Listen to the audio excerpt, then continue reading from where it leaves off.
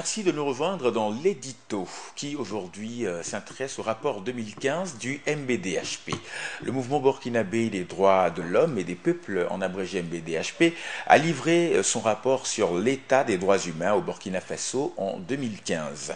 Dans un document de 80 pages, ce rapport annuel du MBDHP relate les cas de violation des droits humains au Burkina et évoque les défis à relever en la matière. Pour en parler, je reçois, comme d'habitude, notre éditorialiste maison, Ismaël Ouedraogo, à qui nous disons bonjour.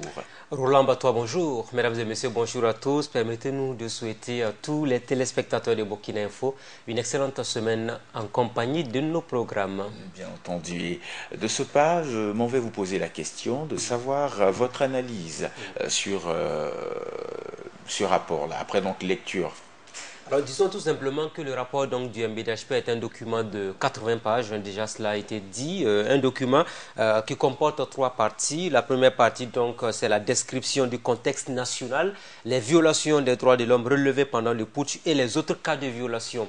Dans le contexte national, il a fallu donc pour les MBDHP revenir même sur ce qui est, je dirais donc, l'état des lieux en ce qui concerne donc la situation des droits de l'homme au Burkina Faso. Deuxième élément, vous savez que l'année 2015 aura été une année donc, qui a permis à la population burkinabé de montrer son hostilité à l'avènement d'un coup de putsch ou encore au retour au pouvoir des militaires en la personne donc de Djenkéré. Et puis la troisième, bien sûr, partie relève un peu les autres cas de violation des droits humains au Burkina Faso. Voici en somme donc les principales parties du document de 80 pages, dont une copie, il faut le signaler, et même l'image qui est assez éloquente a été remise donc à Simon Compaoré, ministre d'État, ministre de l'administration territoriale, de la décentralisation et de la sécurité intérieure. Alors, quelles sont les différentes facettes de ce document?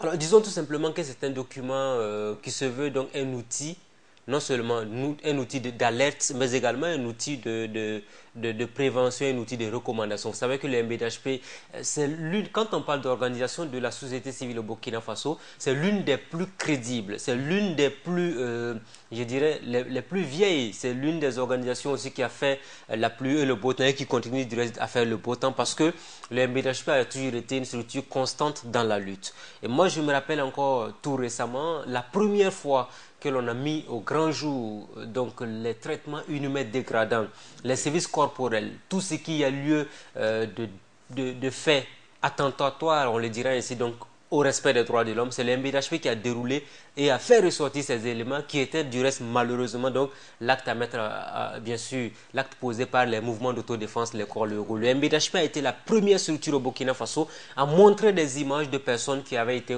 torturées, des personnes qui avaient été victimes de violences pour des accusations infondées pour d'autres ou fondées à certains endroits. Et je pense que c'est à partir de là donc que tout a été connu.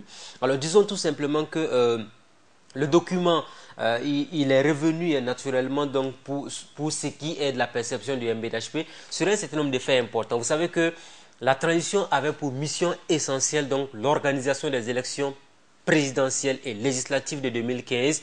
Il y avait également donc les municipales qui étaient prévues pour le 31 janvier 2016, même si l'élection au fil des événements a été reportée. Vous vous rappelez de ce qui a connu le pays, les attentats de janvier.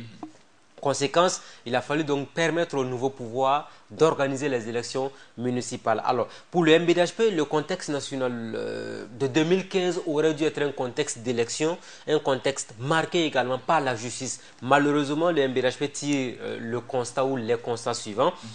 On parle d'aspirations liées à la lutte contre l'impunité, des crimes de sang et des crimes économiques, à la lutte contre la vie chère et pour un progrès économique et social véritable qui ont constitué les raisons objectives de l'insurrection populaire des 30 et 31 octobre 2014, ce qui aurait dû être, je dirais, le combat permanent des autorités de la transition, même si dans le fond, certains aspects n'ont pas été respectés. Alors, quelles sont les atteintes aux droits de l'homme relevées au Burkina Faso en 2015, selon ce document? Alors, le document, il revient naturellement donc en grande partie, et bien entendu, cela s'entend, sur le putsch de septembre 2015. Vous savez que le coup d'État de septembre 2015 aura été un événement aussi historique. C'est l'une des rares fois, voire même la première fois, qu'un coup d'État militaire échoue de par la volonté d'une manifestation populaire comme ce qu'on a connu au Burkina Faso.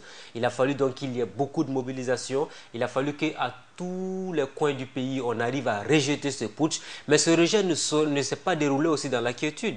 Parce que si à l'intérieur du pays, il y a eu des manifestations pacifiques, il y a eu des manifestations de soutien à l'armée qui a fait rallier naturellement les troupes qui étaient un peu déployées un peu partout à l'intérieur du pays. Vers Ouagadougou, il y a eu cette déferlante sur la capitale pour intimider, voire donc mettre fin à cette forfaiture liée donc au putsch. Mais il y a un fait important aussi qu'il faut signaler, c'est l'aspect mobilisation des populations et la riposte qui a été enregistrée, parce que les premières heures du putsch, le lendemain 17 septembre, 18 et 19, il y a eu des morts d'hommes parce qu'il y a eu des armes qui ont été utilisées, des manifestants sont sortis, ils ont été fouettés à certains endroits par des éléments de l'ex-régiment de sécurité présidentielle. Nous en connaissons même des amis personnels qui ont été sérieusement ligotés, bastonnés. Des journalistes ont été violentés et tout. Bref, ça a été des moments des plus durs quand même de cette histoire récente du Burkina Faso, même s'il faut le dire au passage. Il a fallu que cette mobilisation ait lieu. Mobilisation qui aurait été certainement, on pensait qu'avec la violence, on allait pouvoir intimider cette population à rentrer chez elle, et puis finalement ça allait passer comme une lettre à la poste, malgré les difficultés que cela aurait pu enregistrer et tout. Même malheureusement ou heureusement surtout, malheureusement pour les putschistes et heureusement pour le Burkina et l'avenir de la nation, eh bien le putsch a échoué. La population, la détermination de cette population a été sans doute pour beaucoup dans l'échec du coup d'État. Maintenant, si la population lutte pour obtenir gain de cause, il y a eu des morts d'hommes. On s'attendait effectivement qu'au cours de l'année 2015, on puisse, au lendemain du putsch, quand même commencer les procès, les interpellations. Il y a beaucoup de personnes qui ont été interpellées. Il y a des gens qui sont au niveau de la maison d'arrêt et de correction. Mais quand on regarde un peu la série de libérations à n'en pas fini, bien entendu qu'on est appelé à se poser un certain nombre de questions. Il y a une question. Alors, des recommandations? Oui, de grandes recommandations ont été formulées. Bien sûr, on parle notamment, le rapport formule comme première recommandation le traitement diligent des dossiers en justice. Alors, vous savez que le Burkina est l'un des pays où, je ne cesserai jamais naturellement de le dire, c'est une évidence, le Burkina est l'un des pays où les magistrats, en tout cas, ont obtenu gain de cause. Aux dernières nouvelles, le magistrat qui sort dès sa première année de fonction et tourne autour de 750 000 francs comme salaire, ça veut dire qu'ils ont lutté, ils ont obtenu ce statut particulier qui leur permet d'avoir un salaire quand même tout de même consistant. Alors, cela doit permettre à ces magistrats d'être plus opérationnels, d'être plus efficaces et de travailler avec diligence dans le traitement des différents dossiers. Donc, la première recommandation formulée par le mouvement burkinabé des droits de l'homme et des peuples MBDHP, c'est bien entendu donc le traitement diligent des dossiers en justice, qu'ils soient liés à des récents événements ou pas. Alors, quand on dit liés à des récents événements ou pas, pourquoi on insiste sur cet aspect-là? Il y a beaucoup de prisonniers aujourd'hui qu'on a dans les maisons d'arrêt de correction, Ouaga, Bobo, Koudougou, Waïouia, Djibo, Fada, qui n'ont jamais été jugés. Il y en a qui vont faire 8 mois, 9 mois, voire 10 mois même au niveau de la maison d'arrêt et de correction. Le lendemain, quand on les libère, le jour qu'ils vont passer devant le juge, on se rend compte que les faits pour lesquels il a été arrêté et puis déposé au niveau de la MACO ne méritent pas qu'il passe autant de temps au niveau de la maison d'arrêt et de correction. Il y en a qui vont faire 1 an, 2 ans sans jugement.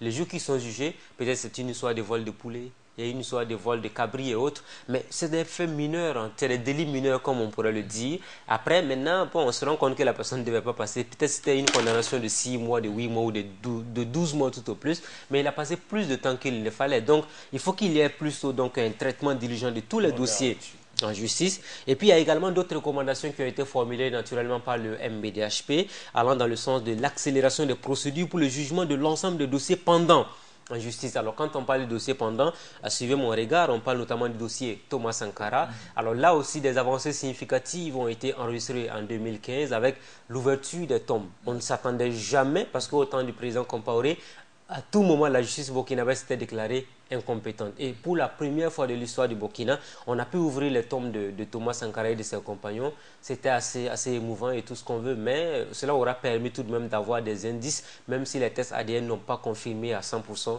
que cet homme-là appartenait à Thomas Sankara. Même les indices sont assez tout de même concordants. Il y a également le dossier Norbert Zongo lié au journalisme d'investigation, notre confrère et ses compagnons également tués sur la route de Sapui jusqu'à présent. Il y avait un non-lieu qui avait été prononcé en 2006. On attend que le dossier soit réouvert pour qu'on puisse avoir toute la lumière. Alors, nous sommes pris par le temps. Et je vais aller rapidement terminer. Il y a le dossier d'Abou Boukari et puis le dossier des victimes de l'insurrection populaire d'octobre 2014 ainsi que de la résistance victorieuse au putsch manqué. D'accord. Des perspectives avant de terminer?